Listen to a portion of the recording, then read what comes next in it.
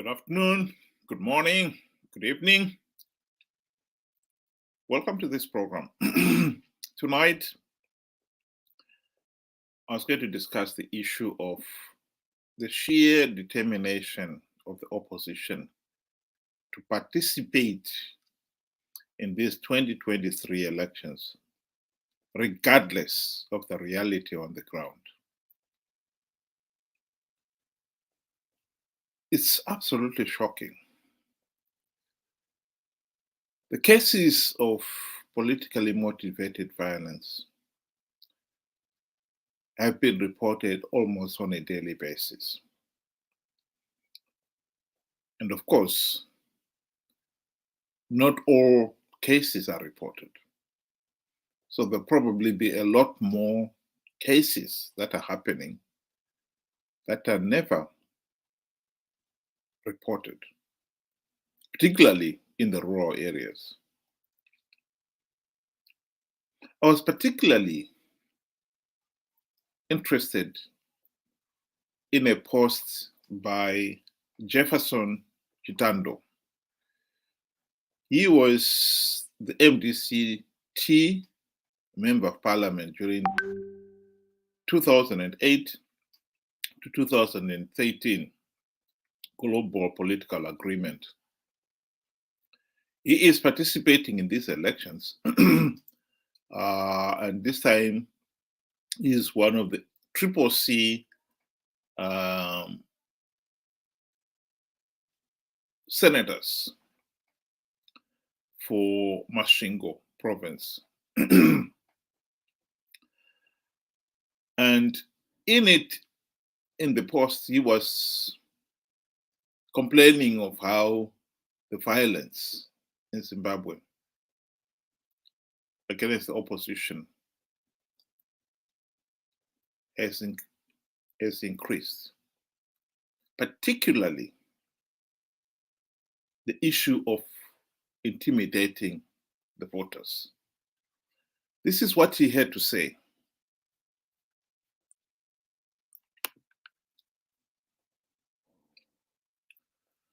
ZanuPF bans churches in Masvingo Central. That was the headline. ZanuPF has banned churches by decreeing that all villagers must assemble at their polling station for political reorientation. Traditional leaders have been ordered to frogmarch their subjects to these polling station meetings. Any villager who will be absent is threatened with violence. This has meant that all Sunday church services are cancelled in the whole constituency. The level of intimidation in rural areas has reached unprecedented levels.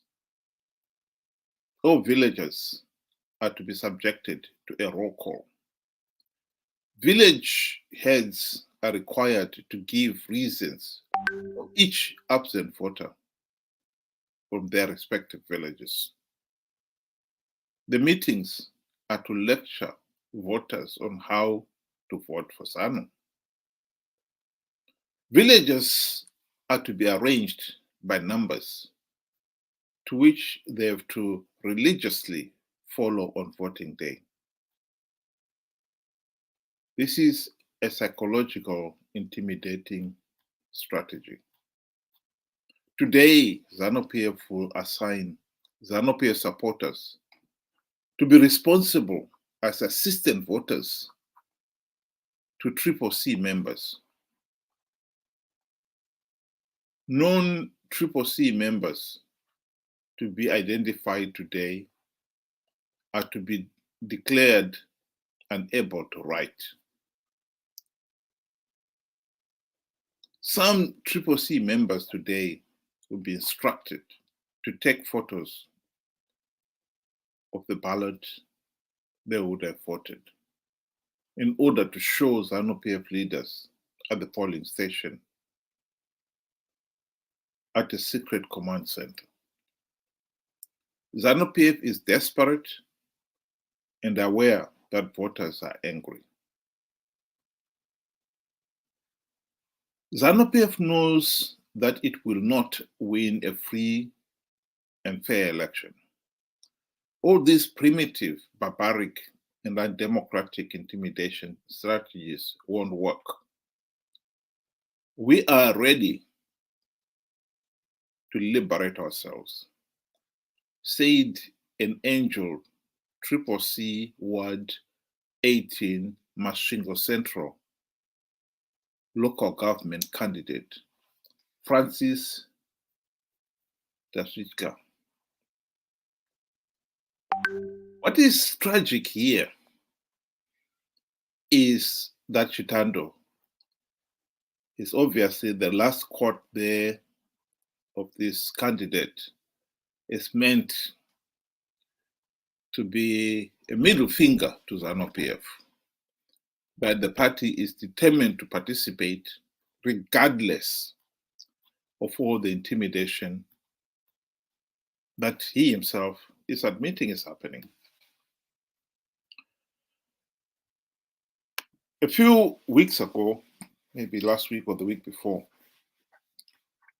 we discussed on this program an audio of Mnangagwa himself saying exactly what Chitando is confirming here, that villagers will be frog marched to vote for ZanuPF. And Mnangagwa was boasting in it that there is no such thing as a secret vote. The only thing that has no track record is death. But if you're a voter, we will know where you came from and whom you voted for. And it is easy to see why the regime will be able to do that. From 2008, there were about 10 constituencies in a 10 polling stations in a constituency. And one could vote at any of those 10. There was a constituency voters roll. That has since changed. Now, there is a polling station-based voters roll. And the number of polling stations in a constituency have gone up to 60. So where there was one, now there are 6 of them, polling stations. Why? The answer is very simple. ZanuPF wants a small number that it can monitor. And since the votes are counted at each polling station, the party will be able to see the voters roll, the polling station voters roll, and some of its officials will probably know, particularly in the rural areas, will know each one of the 600 or so voters on a polling station voters roll. If not by name, they will be able to identify them by face. And on voting day, those officials will be keeping a register of who went in to vote. And they will also be keeping a register of who of their own ZanuPF members went in to vote. And according to Chitando there, those known to be CCC supporters will be advised that they should have a ZanuPF designated individual who will assist them to go and vote. Failure to do that, they are being instructed to take a photo of the ballot after they have put where their cross is to prove whom they voted for. So it's clear. Within a few minutes of the polling station results being known, ZanuPF will know who voted for the party and who voted for the opposition. So your vote is no longer a secret. And yet, in this photograph, we are seeing the leader of the opposition, Nelson Chamisa, signing the so-called blueprint, which is the party's manifesto for these coming elections. CCC is determined to participate in these flawed elections. They know they are flawed. They know ZanuPF is rigging these elections. They also know that by participating, they are only giving ZanuPF legitimacy. But they are determined to participate. And the reason for it, greed.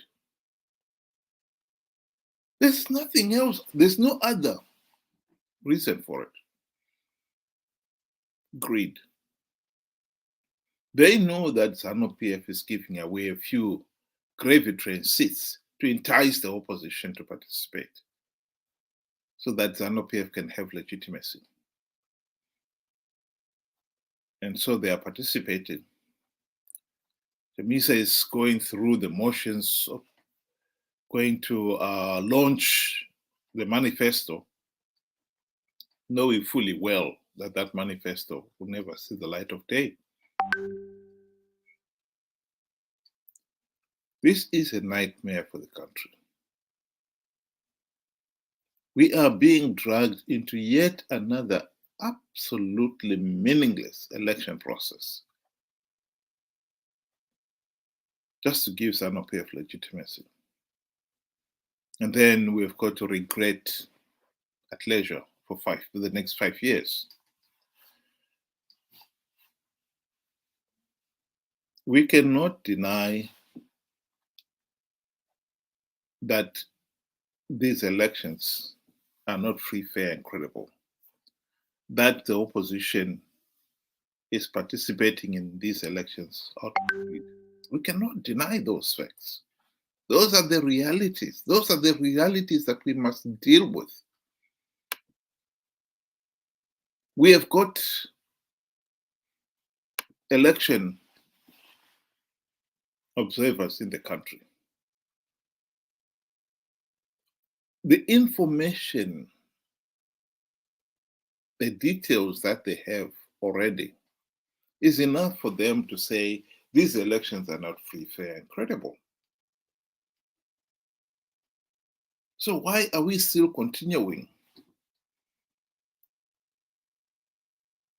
We are still continuing because CCC are determined to get their share of the few gravy train seats that ZanuPF is giving away. The other opposition leaders who are participating in this, they are after the Pollard frisbees that Mnangagwa gave.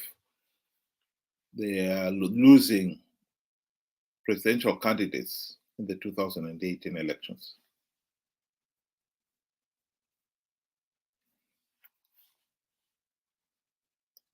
It doesn't matter. You participate, you cannot deny that you knew all along that these elections are flawed. That by participating, you're giving ZanuPF credibility. I think that is the most consistent message that everybody should receive out there. No one should claim that they didn't know that these elections are flawed, that participating will only give ZanuPF legitimacy and perpetuate the dictatorship and the suffering of the ordinary person. Of course, it is insane. After 43 years of rigged elections, to still believe that you can win these ZanuPF mafiosi rigged elections is insane. And yet, that's where we are. That is where we are.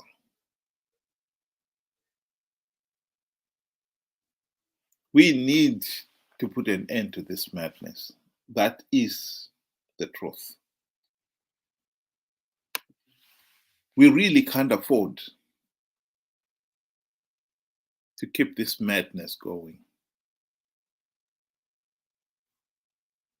Anyone who thinks that some people have argued, oh no, the Chamisa and company, they are going to win these elections.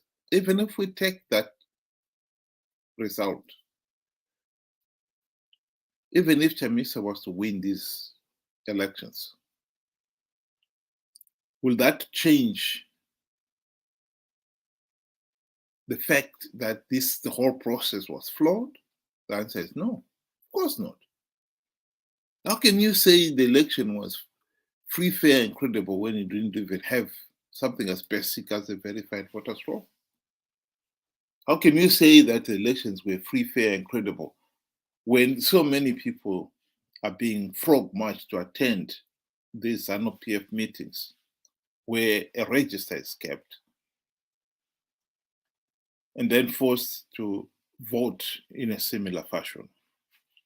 How can you say the elections were free, fair, and credible when the ruling party, ZanuPF, has spent billions of dollars US in bribing officials who had anything to do with the election process, from the village heads who are instructed to intimidate the ordinary voters, particularly in the rural areas, right up to the magistrates and judges who were given a bribe last month. Magistrate received a handsome sum of money, 400,000 US dollars, supposedly a housing loan from the government, which the individual never solicited for, and of course, it's never expected to pay back. Of course, it was a bribe. How long can a country continue with the present system? That is the question that we've got to ask ourselves.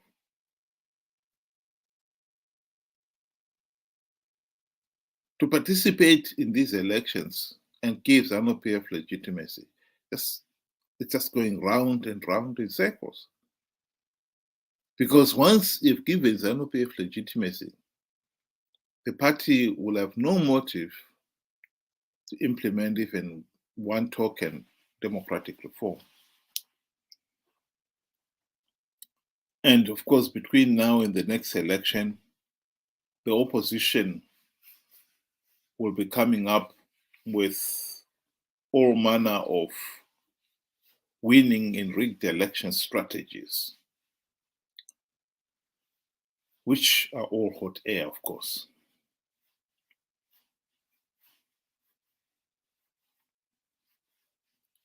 After 43 years of independence in this day and age, and we still are failing to hold free, fair, and credible elections. That is shocking. How did we let ourselves into such a mess?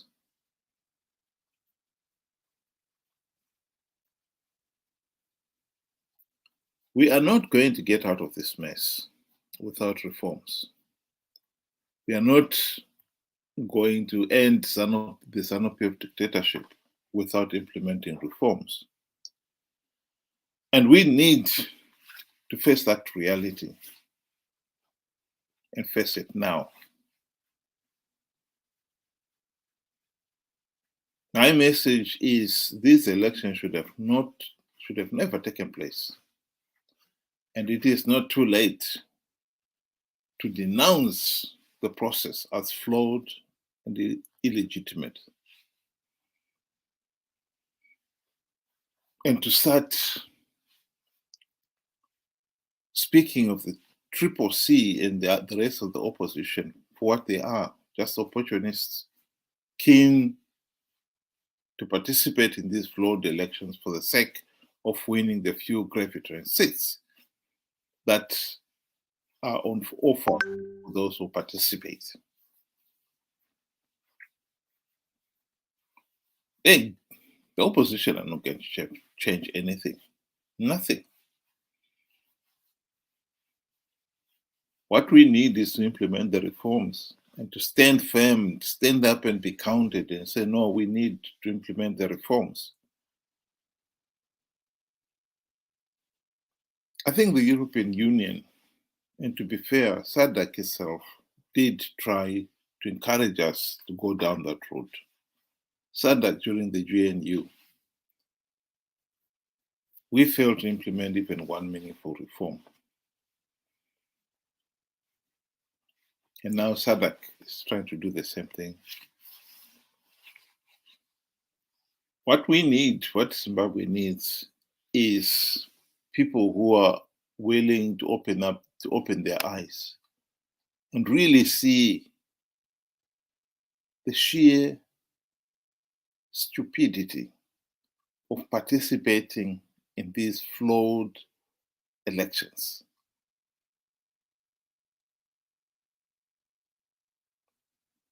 And giving ZanuPF legitimacy. That is the challenge that we are facing right now. If people were to denounce these elections now, what will that achieve? Well, it will put SADC under pressure to stop giving ZanuPF legitimacy.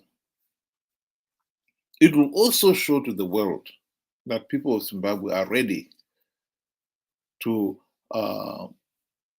push for meaningful democratic reforms so that they can have free, fair, and credible elections. At the present moment, by participating, we are sending absolutely the wrong message. We are telling the world we are participating because we believe we can win rigged elections. We don't even know what constitutes free, fair, and credible elections. And as long as we send that message that we don't even know what constitutes free, fair, and credible election, there is no motive for the outside world to really push for reforms to be implemented. Because even if they could push for those reforms to be implemented,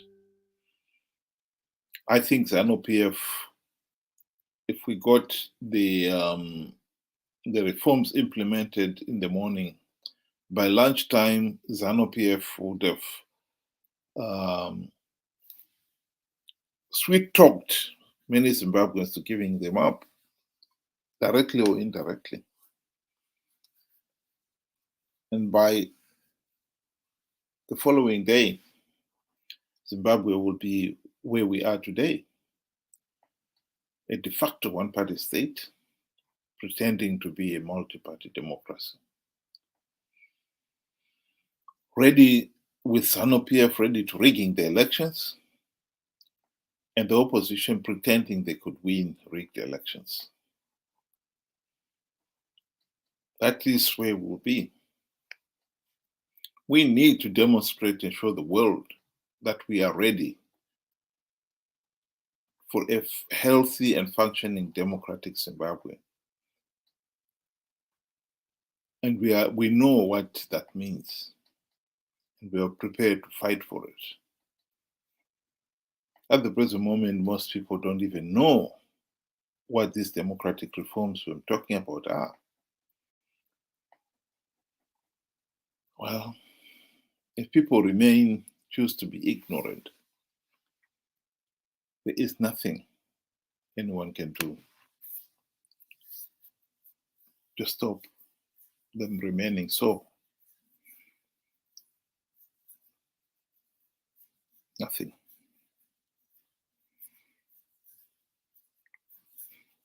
We need to open our eyes. These elections are already a far-gone conclusion that they are being rigged. And to keep on participating to give ZanuPF legitimacy is outrageous. It's an outrage. We're shooting ourselves in the foot. I think we should stop this madness. We can stop it. And we should stop it now. By right now denouncing that these election processes are flawed and telling the likes of Nelson Chamisa and this group that they are participating in these elections out of greed. They are not going to change anything, because that is what we need to tell them. And we need to take action. Those who participate in these elections cannot say that they were not warned. And come the 24th, they should not complain, because nobody will be paying any attention anymore. Why should the world help if we are not prepared to help ourselves?